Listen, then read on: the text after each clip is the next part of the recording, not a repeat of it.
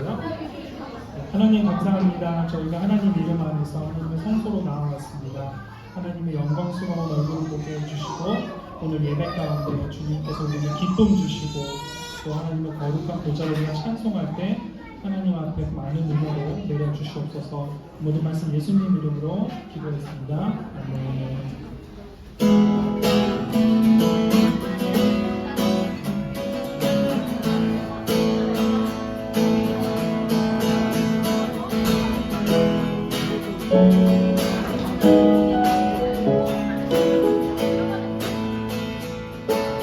주의 이름 안에서 주의 이름 안에서 주의 성소를 함께 영광스러운 이곳에 너희 기쁨이 왔네. 거룩한 보좌 앞에서 따뜻함을 느끼게 우리 마음 경배하며 하나님의 사랑이네. 찬양해요. 찬양의 제사 드리며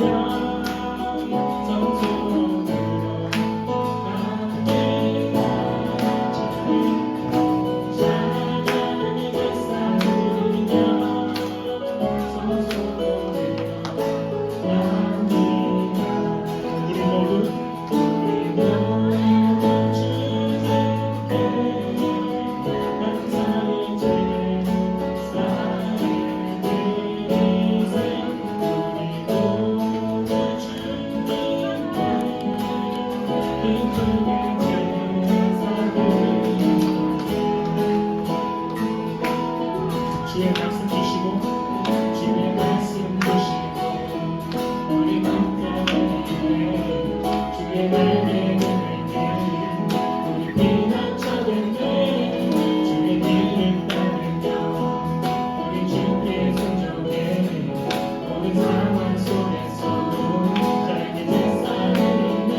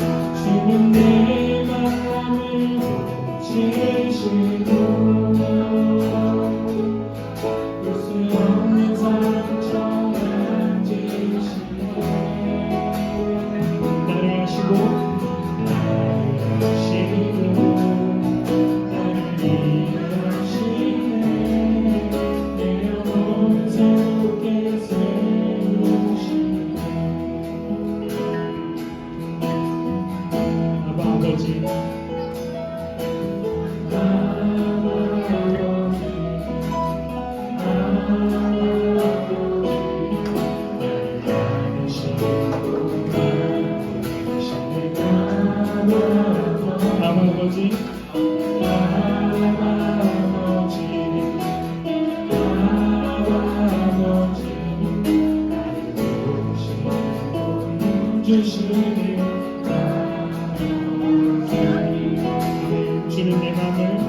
주는 내 맘을 지시고 볼 수 없는 상처 볼 수 없는 상처 만지시네 나를 하시고 나를 이해하시네 내 영혼 새롭게 채우시네 주는 내 맘을 지시고 볼 수 없는 상처 만지시네 나를 하시고 나를 이해하시네 내 영혼 새롭게 마지막으로 고백하시겠습니다. 주는 내 맘을 지시고 볼 수 없는 상처 만지시네 아멘 나를 하시고 나를 이해하시네 내 영혼 새롭게 세우시네 하나님은 너를 만드시고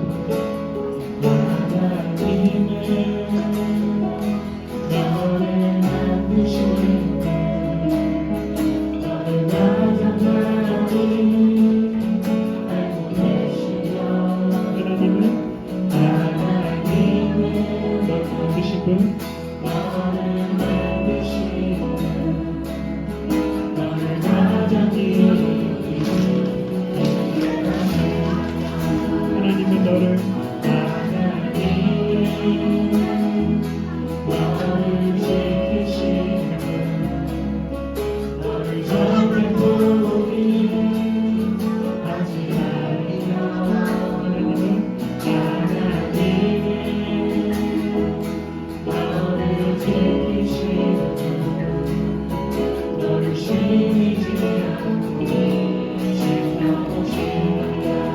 그의 생각 셀수 없고 그의 사랑이 궁금하면 그의 성실 날마다 새롭고 그의 사랑 하나님은 나를 원하시는 분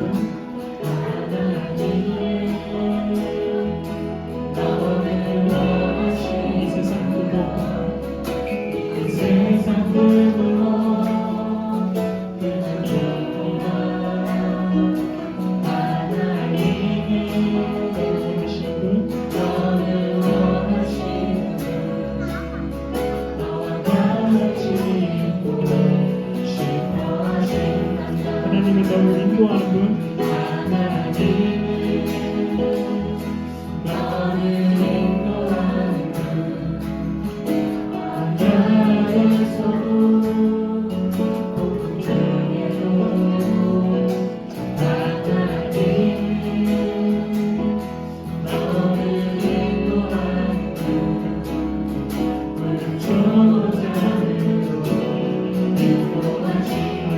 그의 생각 셀수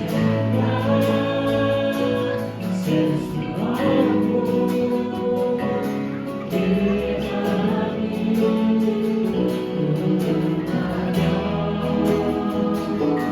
그의 성실 날마다 새롭고 그의 사랑을 그의 생각 셀수 없고 그의 생각 셀수 없고 그의 자비 그의 성실 그의 성실 날마다 새롭고 그의 사랑을 없어. 그의 생각 셀수 없고 그의 자비 무궁하며 그의 성실이 날마다 새롭고 그의 사랑 끝이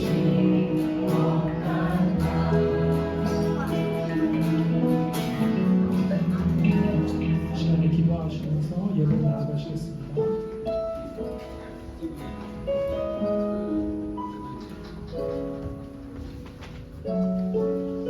기도하시겠습니다. 우리의 생명이요 소망 되시는 하나님, 하나님의 한량없는 은혜와 사랑을 찬양합니다. 하나님이 사랑하시는 우리 공동체가 모여 성령 안에서 교제하며 말씀을 나눌 수 있는 시간을 주심에 감사드립니다.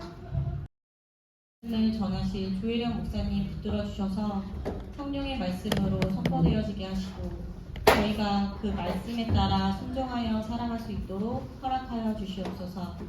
말씀을 사모하여 주 앞에 모인 저희에게 주의 세심한 돌봄을 허락하시고 영육 간의 회복의 역사를 일으켜 주시옵소서.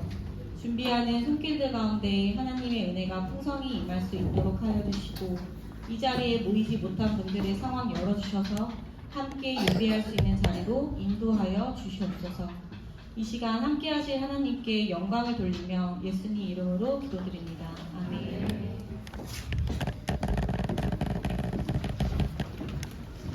안녕하세요. 네, 저희가 새로운 장소에서 또 여러분들을 뵈니까 또 새로운 기분이 듭니다. 네, 저희가 많이 이 장소가 넉넉하다 보니까 더 많은 분들로 채워지는 저희 꽉 찬 우리 3040 부부 공동체가 되었으면 합니다. 우리 이사 기념으로 서로를 정말 축하한다고 박수. 어쨌든 넓은 곳으로 저희가 옮기게 되어서 너무 감사합니다. 오늘 하나님께서 저희에게 주신 말씀은 사무엘상 26장 7절에서부터 12절 말씀입니다. 사무엘상 26장 7절에서부터 12절 말씀. 네, 화면을 보시면서 저와 여러분이 한 목소리로 함께 읽겠습니다. 시작. 이리하여 다윗이 아비새를 데리고 밤에 군인들이 있는 곳으로 가보니 사울이 전신의 한가운데서 누워 자고 그의 머리맡에는 그의 창이 땅바닥에 꽂혀 있고 아브넬과 군인들은 그의 둘레의 사방으로 누워 있었다. 아비새가 다윗에게 자청하였다. 하나님이 오늘 이 원수를 장군님의 손에 넘겨주셨습니다. 제가 그를 당장 창으로 찔러 땅바닥에 박아놓겠습니다. 두 번 찌를 것도 없이 한 번이면 됩니다. 그러나 다윗은 아비새에게 타일렀다. 그를 죽여서는 안 된다. 그 어느 누구든지 주님께서 기름 부어 세우신 자를 죽였다가는 저를 면하지 못한다. 다윗이 말을 계속하였다. 주님께서 확실히 살아계심을 두고 말하지만 주님께서 사울을 치시든지 죽을 날이 되어서 죽든지 또는 전쟁에 나갔다가 죽든지 할 것이다. 주님께서 기름 부어 세우신 일을 내가 쳐서 죽이는 일은 주님께서 금하시는 일이다. 그러므로 이제 우리는 그의 머리맡에 있는 창과 물병만 가지고 가자. 다윗이 사울의 머리맡에 있던 창과 물병을 들고 아비새와 함께 빠져나왔으나 보는 사람도 없고 눈치채는 사람도 없고 깨는 사람도 없었다. 주님께서 그들을 깊이 잠들게 하셔서 그들이 모두 곤하게 잠들어 있었기 때문이다. 아멘. 네, 여러분 얼마 전의 일인데요. 예전에 이제 저희들은 여러분들은 토요일 주일이 여러분들 이제 일상에서 쉬는 날이잖아요. 교육자들도 쉬는 날이 있습니다. 저희들은 월요일에 쉽니다. 그래서 월요일 날 가급적 뭐 다른 일이 생기는 거를 별로 좋아하지가 않습니다. 근데 예전에 저희 예전 담임 목사님이 계셨을 때는 부목사님들이 돌아가면서 한 주씩 담임 목사님을 수행하는 업무가 있었어요. 네, 수행하는 업무가 있었는데 제가 담당으로 하고 있는 월요일날 하필 쉬는 월요일날 담임 목사님께서 그날 약속이 있으신 거예요. 그러면 제가 쉬는 날이지만 담임 목사님을 모시고 가서 이제 근무를 해야 되는 거죠. 근데 일반 직장과 달리 저희는 월요일날 장례가 있었다, 월요일 뭐가 있다고 해서 대체 휴무는 없습니다. 그냥 그래서 이제 복불복인 거죠. 근데 월요일날 휴가가 있어요. 그래서 제가 일정이 있었다 그러면서 월요일날 쉬고 싶었는데 아쉽다 라고 생각을 했었어요. 그런데 어떤 한 부목사님 오시더니 월요일날 조일영 목사님 수행 안 해도 된다고 이야기를 하시는 거예요. 그래서 제가 그 순간 너무 기뻐서 역시 하나님은 나를 사랑하셔. 역시 나를 사랑하셔 하면서 너무 기뻐했어요. 그랬더니 그 목사님 그러셨어요. 목사님 그렇게 말씀하시면 하나님이 저를 사랑하시지 않나 봐요. 왜냐하면 그 담임 목사님 일정에서 이렇게 만남이 있었는데 그 만남의 대상자가 그 목사님 교구여서 그 목사님이 담임 목사님을 수행하게 됐다는 거예요. 그래서 저보고 하나님이 목사님을 사랑하셔서 내일 쉬게 해주셨으면 그럼 하나님이 저를 사랑하지 않으셔서 저는 내일 이 근무를 해야 되는 건가요? 라고 이야기를 하셔서 제가 굉장히 많이 반성을 했습니다. 이와 같이 우리 때로는 우리가 무언가를 판단할 때 내 중심적으로 판단할 때가 참 인생에서 많이 있습니다. 오늘 본문에서도 그럴 수 있는 상황이 있었습니다. 당시 상황은요, 여러분 잘 아시다시피 다윗은 지속적으로 계속하여서 사울에게 쫓기고 있었습니다. 24장에서 앞선 본문 24장에서 다윗은 사울을 한번 죽일 수 있는 기회가 있었어요. 하지만 그때 다윗이 사울의 옷자락만 베고 그냥 죽이지 않았습니다. 그러자 그것에 감동한 사울이 눈물을 흘리면서 내 아들 다윗아 너는 나를 선대하였구나 하면서 굉장히 감동하였습니다. 그런데 사람 마음이 한 번의 사건으로 크게 바뀌지는 않는 것 같습니다. 사울은 다시 다윗을 또다시 미워하는 마음이 생겼고 이런 사울에게 누군가가 와서 임금님 왕이시여 지금 다윗이 유다 광야 10광야에 있다고 합니다 하고 다윗의 위치를 알려주는 사람이 있었고요. 이 소식을 접한 사울 왕은 때는 이때다, 내가 다윗을 잡아야겠다. 그래서 무려 군대 3,000명을 데리고 다윗을 잡으러 10광야에 갔습니다. 다윗을 따르는 무리는 한 600명 정도 됐고요. 사울 왕을 따르는 무리는 한 3,000명 정도 되었습니다.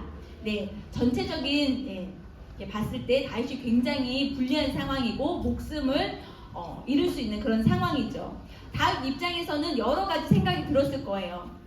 내가 그렇게 해서 사울 왕을 살려줬는데 또 다시 나를 이렇게 죽이고자 하다니 많은 생각이 들었을 것입니다. 자, 상황이 어떠한지 살펴보기 위해서 다윗 왕은 자신을 따르고 있었던 아비새를 데리고 그곳을 정탐하러 갔습니다.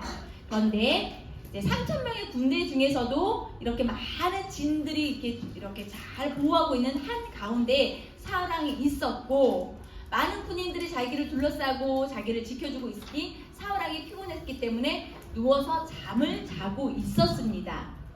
그런데 사울 왕은 당연히 주변에 있는 모든 군인들은 나를 지켜줄 거라고 생각하고 깊은 잠에 들었겠죠. 그런데 하필이면 그 옆에 있었던 모든 사람들까지도 다 잠이 들어 있었습니다. 이 모습을 보고 아비새는 이렇게 이야기합니다. 하나님께서 원수를 우리에게 넘겨주셨습니다. 이건 하나님께서 주신 기회입니다. 저에게 기회를 주십시오. 제가 2번 실수하지도 않겠습니다. 딱 한 번이면 사람을 제거할 수 있습니다. 라고 말했습니다. 여러분이 다윗 왕이라면 어떤 결정을 내렸을 것 같습니까? 솔직히. 가라. 너무 솔직한 대답 감사합니다.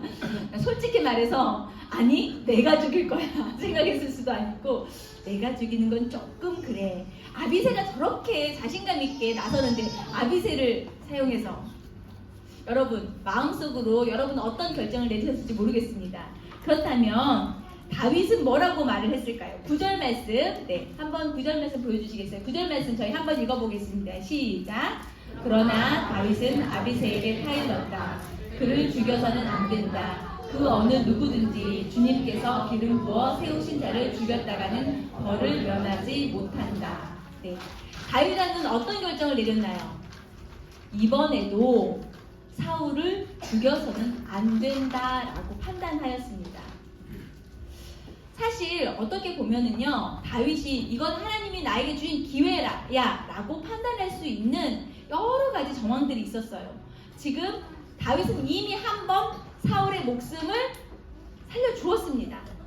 그리고 그때 사울이 그때 엄청 고마워하면서 눈물 막 흘리면서 내 아들아 이러면서 고맙다고 이야기를 했어요. 그런데 그 신의를 저버리고 또 다시 다윗을 죽이려고 했습니다.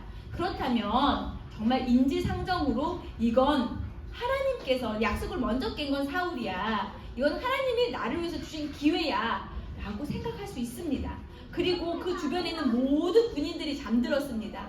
이거는 정말 이게 군대에서 있을 수가 없는 일이죠. 왕이 자고 있는데 옆에 지키는 모든 군인들이 완벽하게 자고 있다는 거.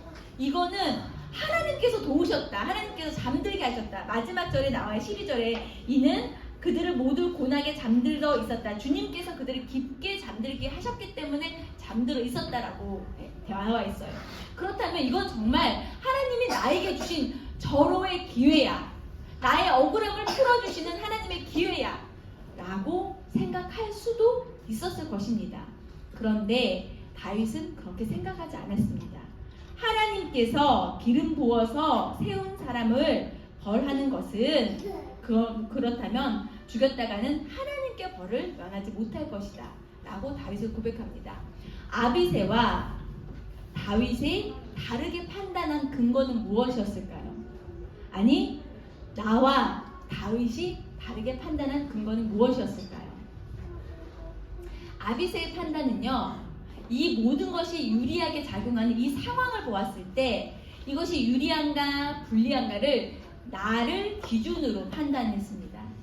유리한가 불리한가, 나에게 유리하면 누군가에게 불리할 수도 있는 거잖아요. 사울 입장에서는 불리한 거죠. 그런데 다윗 입장에서는 유리한 거죠. 그런데 그 기준이 내가 되었을 때 나에게 유리하니까 하나님께서 나를 도와주시는구나, 하나님께서 주신 기회구나 라고 상황에 대해서 오판하였던 것입니다.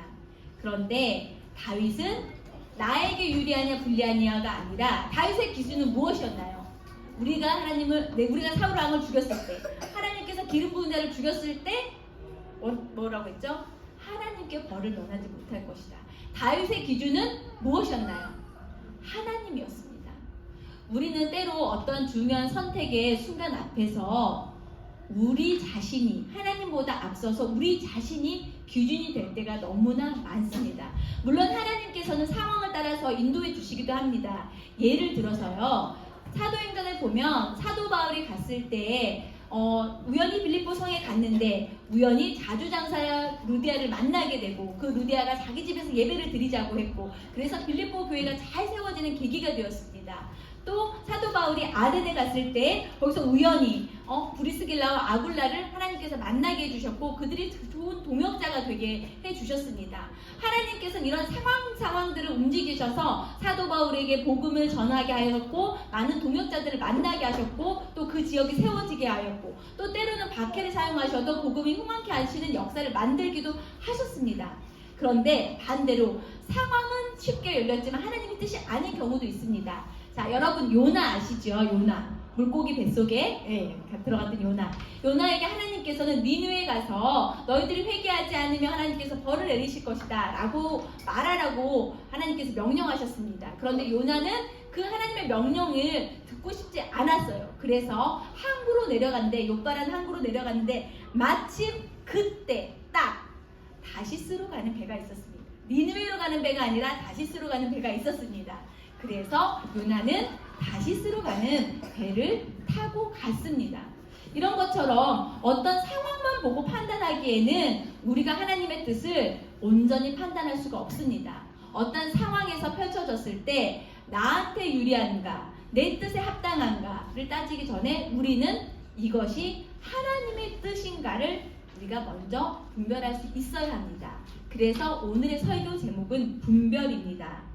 이러한 다윗은 때 이러한 상황 가운데서 또다시 기회를 주셨네, 또다시 내가 사울을 죽일 수 있는 기회가 있네, 이건 나에게 하나님께서 주신 기회야 라고 보여진 상황에 따라서 판단한 것이 아니라 다윗은 그 가운데서도 하나님께서 사울을 기름 부으셨어, 내가 하나님께서 기름 부은 자를 죽이는 것은 이것은 내가 하나님의 자리를 넘보는 것이야. 나는 나에게 주어진 것은 나에게 비록 고난이 하나님께서 주셨다면 그 고난을 받아들이는 거고, 내가 이 시험이 길지라도 하나님의 뜻에 순종하는 것이지, 내가 나의 뜻대로 나의 상황을 유리하게 만드는 것이 하나님의 뜻이 아니라는 것을 다윗은 판단했습니다. 이 객관적으로 좋아 보이는 상황 가운데서도 다윗은 하나님께서 나를 보고 계시구나, 하나님의 심판대 앞에 내가 서 있구나, 하나님의 앞에서 내가 끝까지 순종하고자 하는 하나님의 뜻에 대해서 다윗은 응답할 수가 있었습니다. 그래서 다윗은 창과 물병만 가지고 나왔지요. 네, 광야죠. 광야에서 가장 필요한 것은 물입니다. 그렇기 때문에 물병을 가지고 나왔고요. 창은 이제까지 사울이 여러 번 다윗을 이렇게 창을 던져서 죽이려고 했던 도구이고, 가장 가까이 두고 있는 무기라고 할 수 있습니다. 생명과 가장 밀접한 두 가지 물품, 창과 물병만을 가지고 나오고, 하나님 앞에서 하나님, 이렇게 해서 또다시 사울이 살고 나는 계속 쫓길 수도 있습니다. 그러다가 내가 쫓기다가 내가 죽을 수도 있습니다. 그럼에도 불구하고 나는 하나님의 뜻에 순종하겠습니다 라고 하나님께 다윗은 응답하였습니다. 이렇게 응답하였을 때 하나님께서는 다윗을 이제 다윗이 정말 나의 뜻에 온전하게 순종하는 지도자로 준비되었구나 라는 하나님의 인정을 받을 수 있었을 것 같습니다. 우리는 가끔 우리가 주어지는 상황을 보고 너무나 쉽게 하나님의 뜻을 우리 스스로가 결정해버리는 경우가 너무 많은 것 같습니다.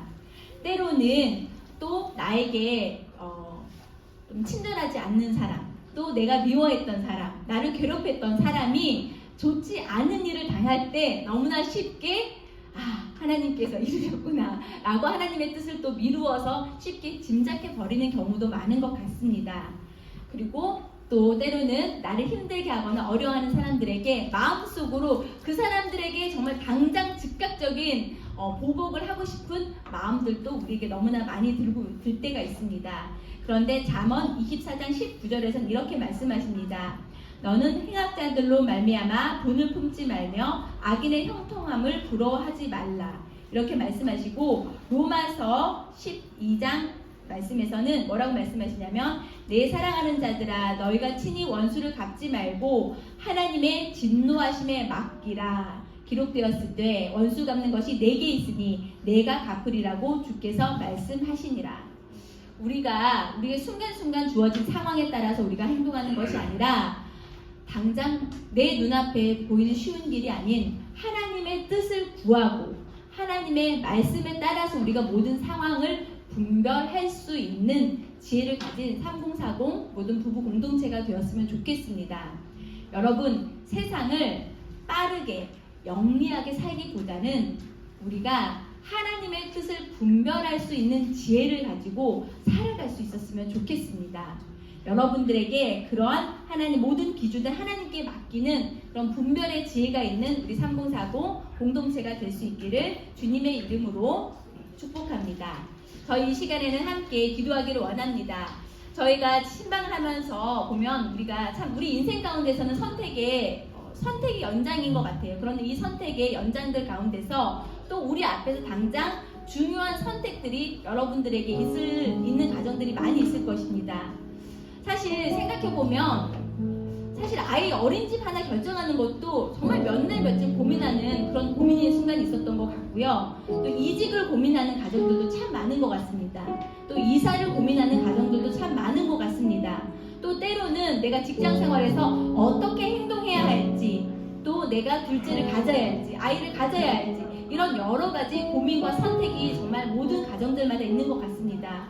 우리 여러 가지 선택의 상황 가운데 있을 때 우리가 우리 눈앞에 보이기에 편한 길, 쉬운 길을 찾아가는 것이 아니라 내 자신이 기준이 되어서 불리하냐 유리하냐를 생각하고 결정하는 것이 아니라 먼저 하나님을 생각하게 하옵소서, 먼저 하나님의 말씀을 기억하게 하옵소서, 그리고 하나님의 말씀에 따라서 우리가 판단할 수 있게 하여 주옵소서. 때로는 나에게 힘든 길이고 나에게 불리하고 내가 손해보는 것 같을지라도 하나님의 뜻이면 내가 순종할 수 있는 그러한 결단과 용기를 저에게 허락하여 주옵소서. 이런 마음을 담아서 하나님을 향해서 저희 다 함께 기도하며 나아가겠습니다. 하나님 아버지, 주님, 저희 사는 삶 가운데서 끊임없이 아버지 우리가 정말 선택해야 될 때가 있고 판단해야 될 때가 있습니다. 하나님, 눈앞에 보이는 상황만 보고 우리가 판단하지 않기 원합니다. 하나님, 내 자신에게 유리하냐 불리하냐, 나에게 정말 내가 원하느냐 원치 않느냐, 내 자신이 기준이 되지 않길 원합니다. 내 가족의 기준이 되지 않길 원합니다. 하나님, 하나님의 뜻을 먼저 우리가 분별할 수 있게 하여 주시옵소서. 하나님의 뜻을 구할 수 있는 아버지 그런 우리 인내심을 아버지 허락하여 주시고, 하나님의 그 뜻을 구하며 하나님의 그 말씀에 합당하게 우리가 분별할 수 있게 하여 주시옵소서. 하나님, 내 자신이 기뻐하는 것, 내 자신의 정말 아버지 원함보다도 하나님의 뜻에 정말 순종할 수 있는 아버지 그런 우리의 믿음과 결단을 저에게 허락하여 주시옵소서. 하나님, 그래서 우리가 내딛는 한 걸음 한 걸음이 우리의 한 선택의 모든 것들이 아버지 기뻐하시는 뜻을 이루어드릴 수 있는 아버지 그런 길이 되게 하여 주시고, 아버지 이런 선택들이 이어져서 아버지 우리의 삶 자체가 하나님의 뜻을 이루어드리는 삶을 교용할 수 있는 주님 도와주시고 인도하여 주시옵소서.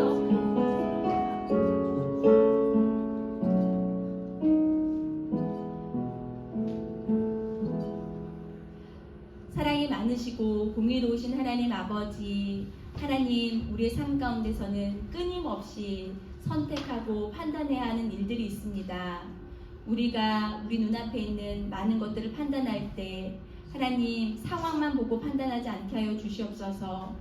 나를 기준 삼아서 나에게 유리한지 불리한지, 내 마음에 좋은지 싫은지, 당장 나에게 유익이 되는지 유익이 되지 않는지, 내가 손해보지는 않는지, 내 자신이 기준이 되지 않게 하여 주시옵소서. 하나님, 우리는 하나님의 사람들입니다. 하나님께 소속된 사람들입니다. 우리의 삶의 주인은 하나님이심을 저희가 믿음으로 고백합니다. 하나님, 하나님의 뜻을 우리가 먼저 구할 수 있게 하여 주시옵소서. 그리고 내 삶에서 무엇이 하나님이 기뻐하시는 뜻인지를 분별하고 그 하나님의 뜻에 순종할 수 있는 우리 모두가 되게 하여 주시옵소서. 우리가 작은 것에서부터 하나님의 뜻에 순종하는 선택을 내릴 때, 그리고 하나님의 뜻대로 우리가 결단하며 나아갈 때 우리의 그런 선택들이 이어져서 우리의 인생이 하나님의 뜻을 이루어드리는 복된 인생 되게 하여 주시옵소서. 그리고 우리가 하나님의 뜻을 선택할 때 결국은 우리를 사랑하시는 하나님께서 가장 선한 길로 인도하시는 것을 저희가 느끼며 그러한 하나님의 은혜를 누릴 수 있는 우리 3040 모든 부부 공동체가 되게 하여 주시옵소서. 감사드리며 예수님의 이름 받들어 기도드리옵나이다. 아멘.